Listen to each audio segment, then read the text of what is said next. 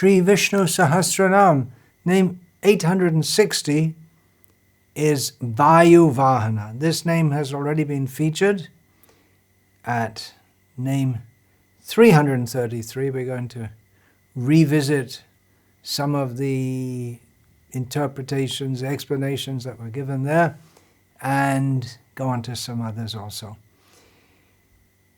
Vayu, we know very well, means air or wind, and Vahana means the carrier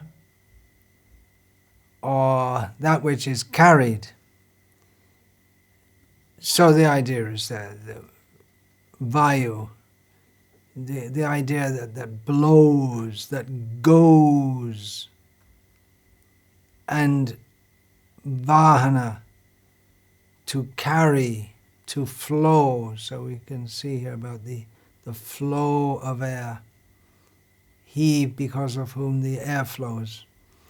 Yeah, that's the explanation that Sri Parashara Bhatta gives way back in the 36th verse, 333, that he drives the air, he makes it move, he makes it flow. Sometimes we see the city dwellers, they won't notice, but we're in the country, sometimes everything seems very still. Sometimes it's like that on a very hot day when the temperature goes up around 40 or above 40 Celsius in the afternoon, and everything's completely still and nothing moves. The wind, there's no wind. There's no rustling of the leaves of the trees. The animals, everyone's is just too hot. The animals just stop moving around. Often after that, especially in Bengal, there'll be a huge windstorm. Generally the air is always moving. People talk about nature, peace, but it's not so peaceful. Well, it's not silent, because generally there are trees and the air is blowing, it makes a rustling, the rustling. We can't see air, but we can see the effect in the leaves of the trees rustling. We can feel the air blowing on our body, on our face. If the wind becomes very strong, it can blow down banana trees, or sometimes even much more solid trees. The movement of the air goes on thanks to Krishna. Radha Krishna Shastri quotes in this regard from Brihad Aranyaka Upanishad. Sometimes it's considered, and it's a fact, that the Upanishads, they have a lot of very arcane, difficult to understand, abstruse topics, but some of them are very straightforward also. Here, we'll read from Brihadaranyaka. Yo vayo tashtan vayorantaro yam vayornaveda yasya vayu shariram yo vayorantaro vamayati eshata atma antarami amritaha. He, and of course we understand that to mean Vishnu, because sarve veda yatpadam amananti. He is the subject of all the Vedas. So here this is referring to Vishnu, who yo vayo tishtan. He dwells, he is situated in Vayu, who is with, and similarly, Vayor antaroyam, this one who is within the air. But Vayor naveda, the air doesn't know this one. Yasya Vayu Shariram, whose very body is air. Yo Vayor Antaro Vamavati, who controls the air from within. Eshata Atma Antaryami, he is the Antaryami, the the inner dweller, this what we say the supersoul within air, Vayu, and Amrita, who is immortal. So we say, well, how does he dwell in air? We have to remember that air, from the modern scientific, atheistic scientific or reductionist scientific perspective, air is some chemicals, and it moves due to various forces which can be studied in physics. But the Vedic understanding is there's a person. Vayu is air, the element air, and is also the person, the great Deva, the great demigod, who's antaryami, who is carried. He's able to do all his activities by Vishnu. Therefore, Vayu-vahana. Vahana means the vehicle, or who carries. Shankara, explaining the name in verse 36, says that he, Vayu-vahana, is the director of the 7 vital airs. So these are, this refers to 7 regions of space beyond this earthly sphere. There's the great space, antariksha, that's called space, and they're controlled by different suns, seven regions which are controlled by 7 different suns of Kashyapa and Diti. That means they're technically they're daityas. They are able to do, they're called the Sapta Maruts. They're sons of Diti, but they're the Maruts. We'll find that they're technically daityas. They were supposed to be demoniac. We'll find this is described in the 6th canto of Bhagavatam. But actually they're very friendly to Indra. So they're like demigods. And the 7 principal Maruts among the 49 are there. Avaha, Pravaha, Samvaha, Udvaha, Vivaha, Parivaha, and Paravaha. And each name, if we get into the technicalities, each name, you'll find each one of them has a separate prefix. Vaha, that again, that which carries, as in Vahana, Pravaha, Paravaha. So the prefix in every case indicates, it's a technical term, which means that it describes the particular kind of air, just like the first one is there. Udvaha. This is the air which lifts things up. So these 7 Maruts, they're the wind gods. They control 7 regions of the universe. Curiously, those who have commented they list only 6 of the regions. The space between the earth and the clouds, then between the clouds and the sun, between the sun and the moon. See, the moon is further away than the sun. Between the moon and the stars, between the stars and the planets, and between the planets and the Saptarishi Mandal, the area where the 7 great sages reside. Why do the various objects in space not collide with each other? It's these airs. This is different to what we could call the modern scientific perspective. There are various airs, and they're ultimately under the control of Vishnu. So, this tremendous power of air, which keeps the whole universe in shape. We can't live without air, but that is all given. The ability of air to blow is given by Bhagavan, Vayu-vahana. In this instance of the name, Shankaracharya explains that Vayu-vahana means one who makes the air flow, and in this way sustains all beings. The air must flow on the order of Bhagavan. Quoting from Taittiriya Upanishad, and there's a similar statement in Bhagavatam and elsewhere, Bishashmad Vata Pavate. The wind blows through fear of him.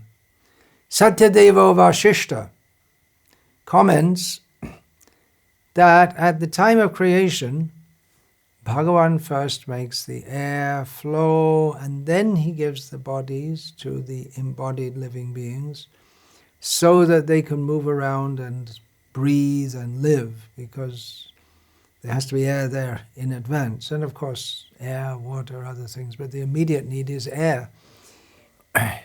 We can live, most humans can live several, if not many days without food, significantly less time without water, and a very short time without air. So air has to be there. And Bhagavan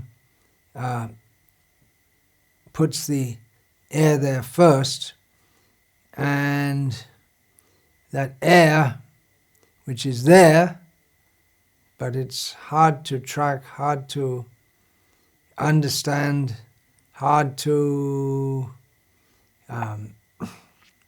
quantify or qualify it. And Satyadeva Vashishta in this regard gives several quotes from the Vedas about air. Everything is covered in the Vedas, especially in the the Shruti, and then followed by the Smriti.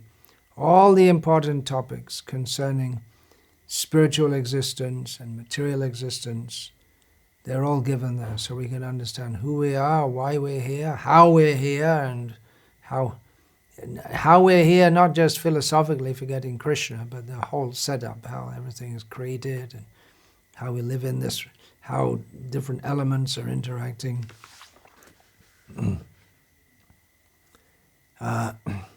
Air, even, you see, the air is such a powerful element. Fire, the action of fire can be very spectacular, but fire depends on air. And air depends upon Vishnu. He is the support, of course, not just of air, but of all the planets and all the different elements, the sun, the wind, the moon.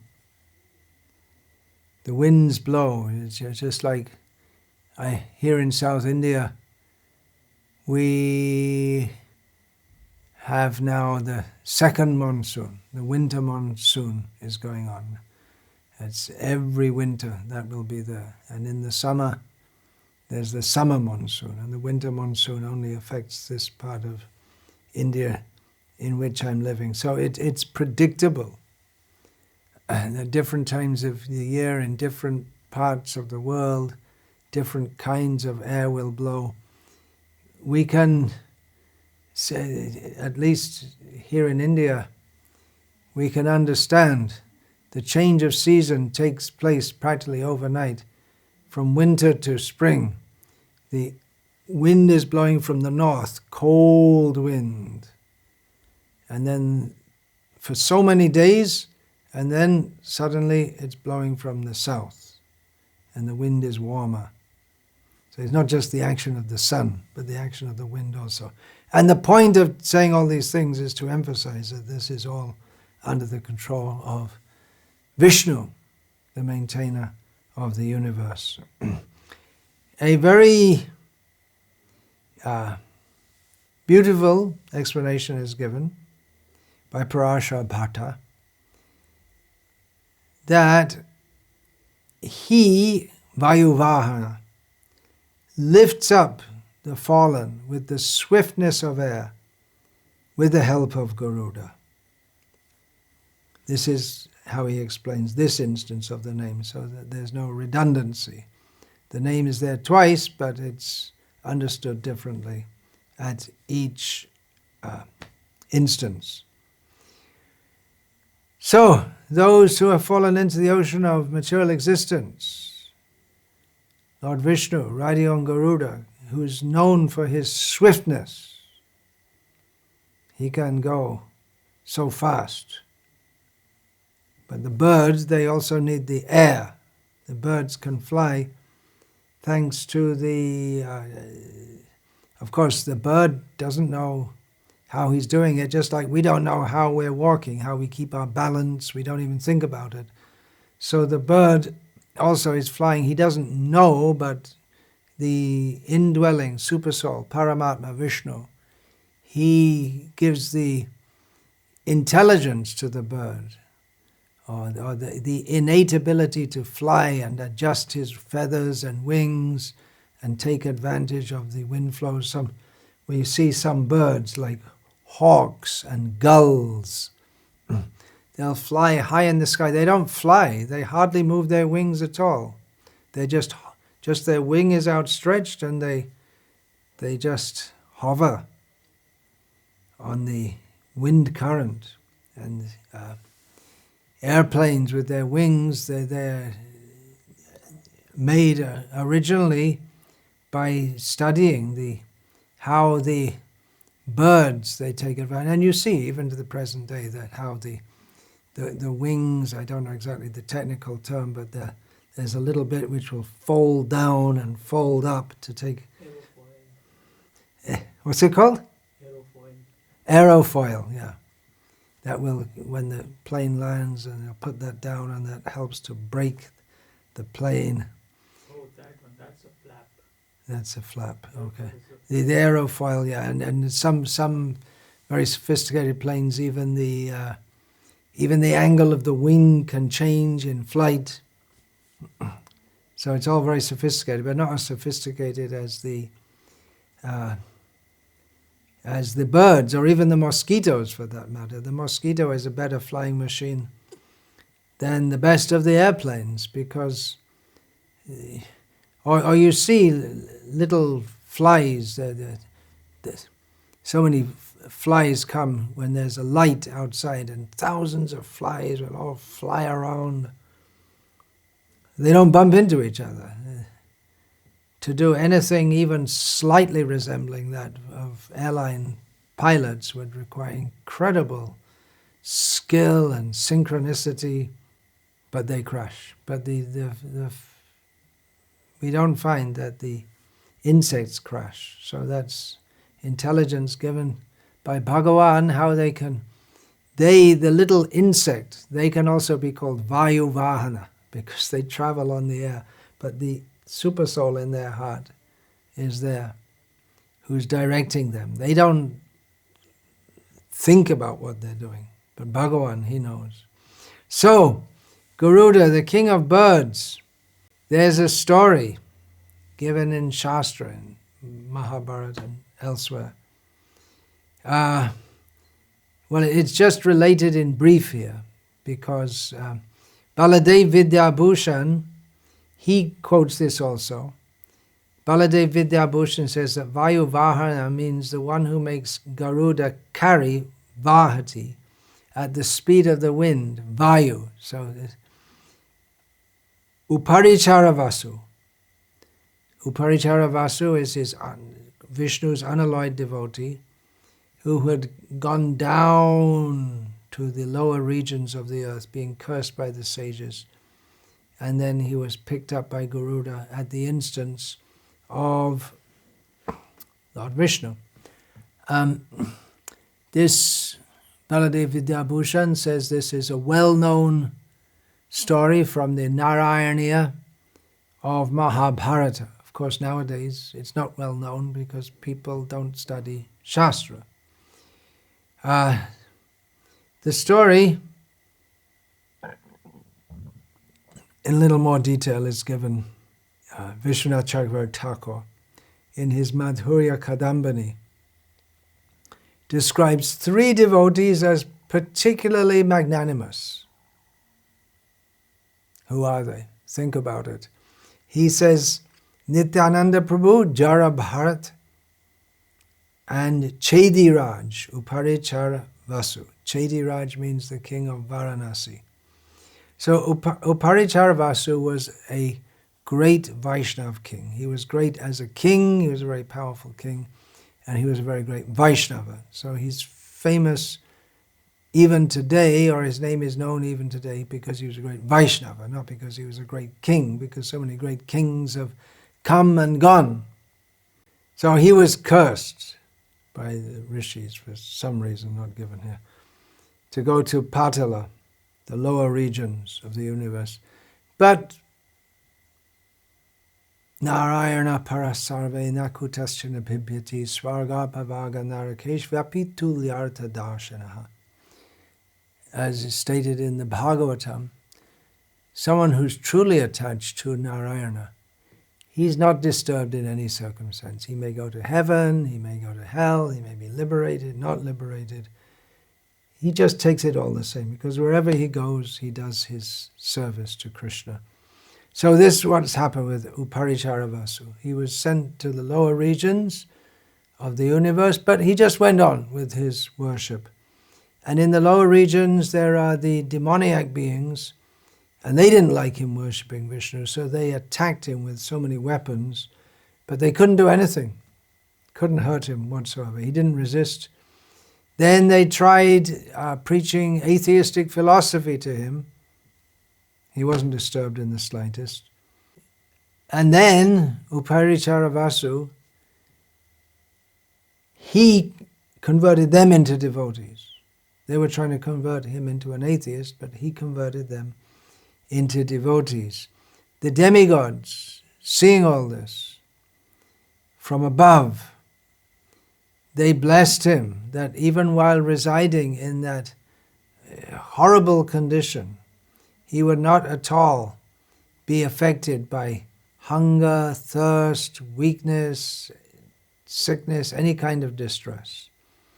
And there's little lines of ghee, vasudhara, that the ghee is offered in the sacrifice by brahmanas. So it became part of the sacrifice that the brahmanas had to offer some ghee that Uparichara Vasu would take. So that ritual is still going on. In the meantime, Garuda, going at the speed of the wind, brought Uparichara Vasu to Vaikuntha. Radha Krishna Shastri says that Vayu-vahana means one who has air as his vehicle. And this is a very beautiful story.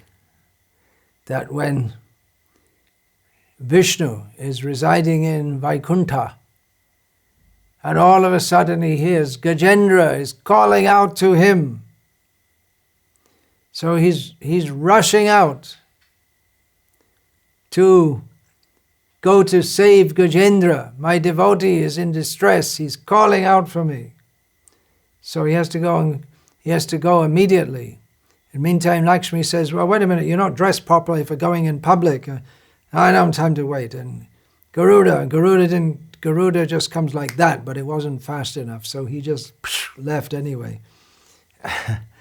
He didn't wait for Gajendra. Gajendra must have caught up later, because we find the description in the Bhagavatam of him coming on Garuda, not Gajendra. Garuda caught up with him, but he just left immediately. He ready to ride on the air. Garuda's not ready? Okay, I'll just go. Ananta Krishna Shastri refers to Vayu as Hanuman, Atma Vaiputra. The son is as good as the father. The father is represented by the son. Hanuman is the son of Vayu. So several times Hanuman carried Rama when they first met. Hanuman came in the form of a Brahmana, but when he had to bring Rama and Lakshman had to go through the forest, through the thick jungle to the hideout of Sugriva. So Hanuman took his original monkey form and carried Rama and Lakshman because he knew the paths through the dense forest and it's difficult going. Of course, nothing's difficult for Rama and Lakshman, but they're playing as human beings. Then Hanuman became the vehicle for Sri Ramachandra to carry his message to Sita Mata in Lanka. He became the vehicle. Vayu is the Vahana. Here we have Vayu is the Vahana in the service of Vishnu. He became the vehicle to carry the Sanjeevani mountain, to bring a whole mountain to the battlefield. And of course, his famous crossing over the ocean, jumping over the ocean. Krishna Datta Bharadvaj gives the following understanding, that he who announces upon the arrival of Bhagavan, Garuda carries Narayana, but when he arrives in a place, then Vayu announces. How does he announce his arrival? Garuda's wings, and then you can feel the air coming. So that's, you can know, oh, such a heavy wind, it must be Vishnu coming on Garuda. I'm going to quote from Canto 3, Chapter 21, Text 34 of Srimad Bhagavatam, from the purport to that verse by Srila Prabhupada. He writes that in the Vedic literature, it is stated that the two wings of the transcendental bird Garuda, who carries the Lord everywhere, are two divisions of the Samaveda known as Brihat and Ratantara. Garuda works as the carrier of the Lord, therefore he is considered the transcendental prince of all carriers. With his two wings, Garuda began to vibrate the Samaveda, which is chanted by great sages to pacify the Lord. The Lord is worshipped by Brahma, by Lord Shiva, by Garuda, and other demigods with selected poems, and great sages worship him with the hymns of Vedic literatures, such as the Upanishads and Samaveda. These Samaveda utterances are automatically heard by the devotee when another great devotee of the Lord, Garuda, flaps his wings. So in this way, Vayu announces the arrival of Lord Vishnu. That can be understood another way also, because when Garuda flaps his wings, the Vedas, the Samaveda becomes automatically sounded, which is in praise of Lord Vishnu. Satya Sandha Tirtha breaks up the Sanskrit in another way to explain that he is the one who leads the jivas to breathe, or who gives them the facility to do so. When a mammal is born, you have to get them breathing, because they come out of the womb of the mother. In the womb of the mother, they don't breathe, and as soon as they come out, they have to start breathing. So I don't know if it's done nowadays, but maybe it'd be called child abuse. But the system was the what's that called? The midwife would catch the baby, the two legs, hold the baby upside down in one hand and slap the bottom. And then the baby starts crying, then he can breathe. And then the kittens are born, and immediately the kittens are born, it's just like they're in a plastic bag or something, individual wrapped, and then immediately the cat knows with her tongue, she has to lick that away so that the kittens can start to breathe. So he is the one who leads the jivas to breathe. How does the cat know to do that? It's inspired by the Antaryami, Bhagavan within the heart. Another meaning that Satyasandha Tirtha gives is that he is the one, Vishnu is the one who makes Vayu exist and to pervade everything. Yet another consideration. See, just one name seems to be a fairly straightforward name, but so many ways it can be understood. And of course, we're just touching it. The soul leaves the body at the time of death. Paramatma accompanies the soul. The Paramatma who's been accompanying that jiva in that body, and body after body after body.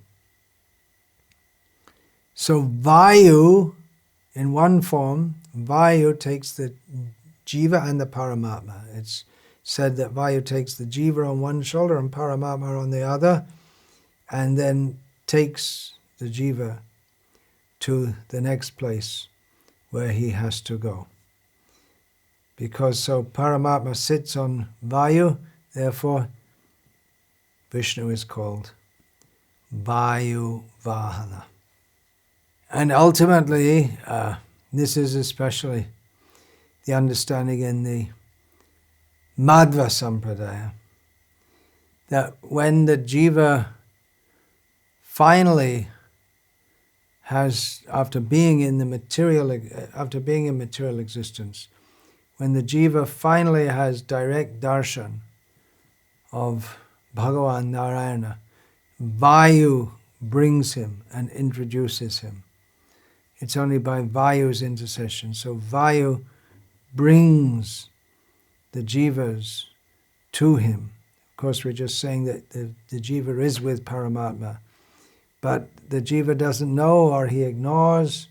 But when the jiva finally is eligible to come directly into the association of Bhagavan Narayana, then Vayu will bring him and introduce him. So in this way, Vayu-vahana, who is carried by Vayu to Bhagavan Narayana, or who carries the jiva. For us to come in contact with him, it requires the intercession of Vayu. Therefore, he's known as Vayu-vahana, to whom persons are carried by Vayu. Vancha kalpa tarupyascha kripa sindhubhya evacha patitanam pavanebhyo vaishnavebhyo namo namaha. Dante nidhaya chunakang padayo nipatyakrit vacha kakushatam etad aham bravimi. Hey sadhava sakala eva vihaya durad gauranga chandra charane kurutanuragaha. Parivadatu jano yata tata va nanumukaro navayang vicharayamaha. Hari rasa madira madati matta bhuvi vilutama nartama nirvishama. Hare Krishna, Hare Krishna, Krishna Krishna, Hare Hare, Hare Rama, Hare Rama, Hare Hare. Hari Bol, Hare Krishna.